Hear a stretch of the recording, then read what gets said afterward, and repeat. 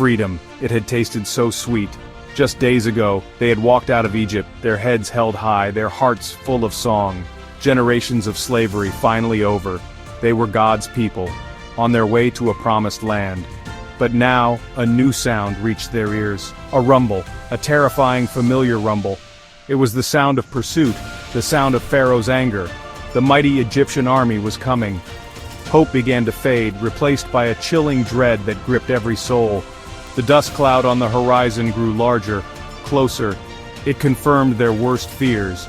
Chariots, hundreds of them, the finest warriors of Egypt, thirsting for revenge, or perhaps to drag them back to bondage. Before them lay the vast, churning expanse of the Red Sea, an impossible barrier. Behind them, the mightiest army on earth, trapped. There was no escape, no way forward, no way back. Despair settled upon the Israelites like a heavy shroud. Their brief dream of liberty was crumbling. Cries of anguish rose from the multitude. Fear twisted their faces. Was it because there were no graves in Egypt that you brought us to the desert to die? They cried out to Moses. Their faith, so recently ignited, flickered dangerously low. The promises of God seemed distant, unreachable. The present terror was too real, too overwhelming. They saw only the charging horses, the gleaming spears, and the impassable waters. This was not deliverance. This felt like a cruel trap, a final, bitter end. Moses stood amongst them. His heart ached for his people. He heard their bitter words. He saw their panic. Yet his own gaze remained fixed, not on the approaching army, nor on the turbulent sea, but upward. He knew their only hope lay beyond human strength. He had led them this far, trusting in a God of miracles. Now, more than ever, they needed one. He spoke words of reassurance, trying to steady their trembling hearts.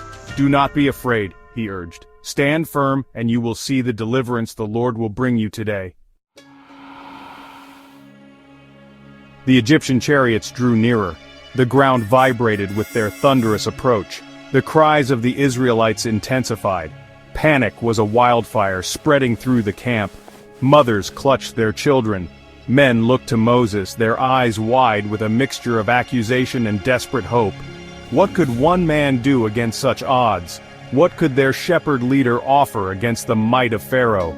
The sea roared before them, a hungry beast. The army thundered behind, a relentless hunter. They were caught, utterly and hopelessly caught. Then, the voice of God came to Moses, clear, powerful, unmistakable amidst the chaos. "Why are you crying out to me?" the Lord asked. "Tell the Israelites to move forward, forward, into the relentless waves, into the deep dark water." It seemed like madness, a command to march into certain death. Yet Moses did not question. He had learned that God's ways were not man's ways. His plans often defied human logic, painting masterpieces on canvases of impossibility. This was such a moment for unwavering, unthinking obedience. Moses turned from the terrified faces of his people. He faced the raging Red Sea. The wind whipped his robes. The spray of the waves kissed his face. He felt the fear of his people. He saw the confidence of the approaching enemy. But within him, a deeper conviction burned. A faith forged in the wilderness. A trust in the God who had spoken from a burning bush. He lifted his hands. He held aloft the simple wooden staff. The same staff that had once been a shepherd's tool. The same staff that had turned into a serpent before Pharaoh. As Moses raised his staff, a profound silence seemed to fall just for an instant. The wind itself seemed to hold its breath. The shouts of the Egyptians, the cries of the Israelites, all momentarily hushed. It was a gesture of pure faith, a declaration that their help came not from human might but from the Lord of heaven and earth. The staff was not a magic wand. It was a symbol of Moses' obedience and God's impending action. The air grew thick with anticipation. Something was about to happen, something immense, something divine. Then it began. A great wind, not just any wind, a strong east wind summoned by the Almighty. It blew with ferocious power. All through that long, terrifying night the wind howled. It shrieked like a banshee. It pushed against the waters of the Red Sea. The sea itself seemed to groan under the immense pressure. It churned, it foamed, It fought against this unseen force, but the wind was relentless. God's command was absolute. The waters had to obey their creator. This was no ordinary storm. This was divine intervention made manifest. Slowly, miraculously, the waters began to part. Not like the tide receding gently, no. This was a forceful division, a powerful separation. The sea was being driven back, pushed aside as if by giant, invisible hands. The people watched, speechless. Their earlier cries of despair turned into gasps of disbelief. What was this they were witnessing? Could it be real? The very laws of nature were being rewritten before their eyes. The impossible was unfolding. The hand of God was carving a path where no path could exist. And then, the walls formed. Two immense, towering walls of water, one on their right, one on their left, glistening under the eerie light.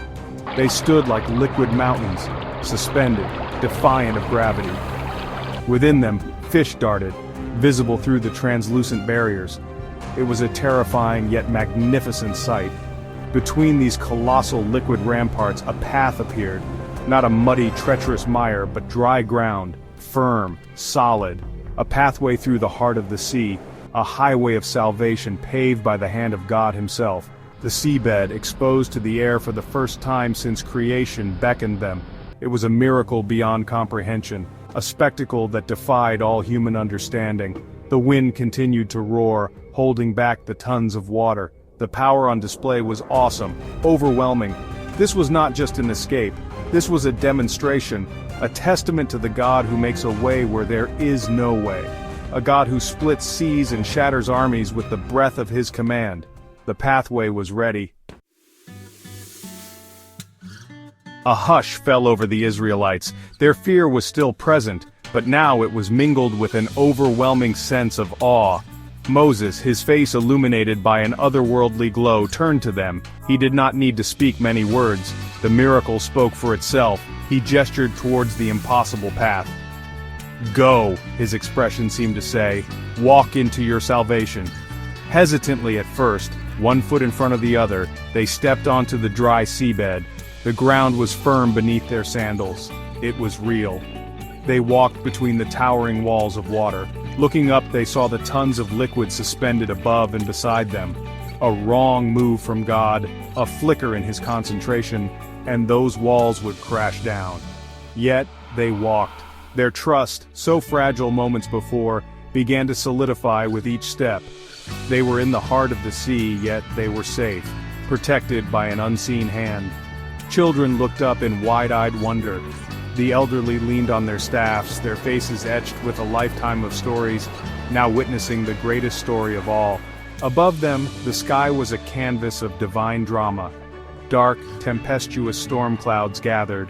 Lightning flashed, illuminating the incredible scene in stark, brilliant bursts. It was as if the heavens themselves were heralding this momentous event. Yet, amidst the storm, a divine light shone upon their path. It guided their way. It kept the darkest fears at bay. The pillar of cloud and fire that had guided them now stood between them and the Egyptians, a protective barrier of divine presence, shielding them from their pursuers. Emotions surged through the people. Relief, gratitude, wonder, faith. It was an overwhelming cocktail of feelings. They were witnessing the raw power of their God, his love for them made manifest in this incredible act of deliverance. This was more than an escape from slavery. This was a revelation of who God was. He was a God who heard their cries, a God who fought for them, a God who could part the waters and lead them through the impossible. Their journey through the Red Sea was a journey into the very heart of faith.